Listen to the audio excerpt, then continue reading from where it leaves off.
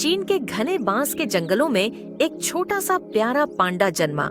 उसका नाम पो रखा गया। पो का जन्म एक शांत घाटी में हुआ, जहां ऊंचे ऊंचे हरे भरे बांस के पेड़ उसकी दुनिया थे। उसकी माँ बहुत ध्यान रखती थी कि वह सुरक्षित रहे, क्योंकि जंगल में कई खतरे थे।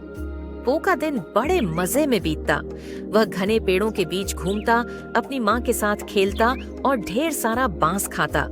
पांडा का पसंदीदा भोजन बांस ही होता है और वह दिन भर लगभग 12 से 14 घंटे सिर्फ खाने में बिता देता। पो भी हर दिन ढेर सारा बांस चबाने में व्यस्त रहता।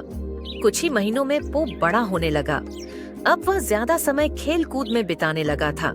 वह पेड़ों पर चढ़ने की कोशिश करता, कभी कभी गिर भी जाता, लेकिन फिर से चढ़ने की कोशिश करता। धीरे धीरे उसकी पकड़ मजबूत होने लगी। उसकी माँ उसे शिकारियों और अन्य खतरों से बचने के तरीके सिखाती।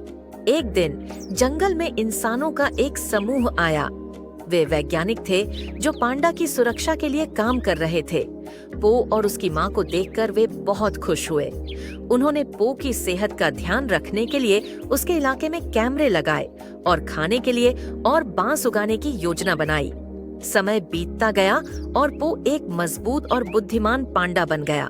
वह अब अकेले जंगल में घूम सकता था और अपनी जिंदगी के फैसले खुद ले सकता था।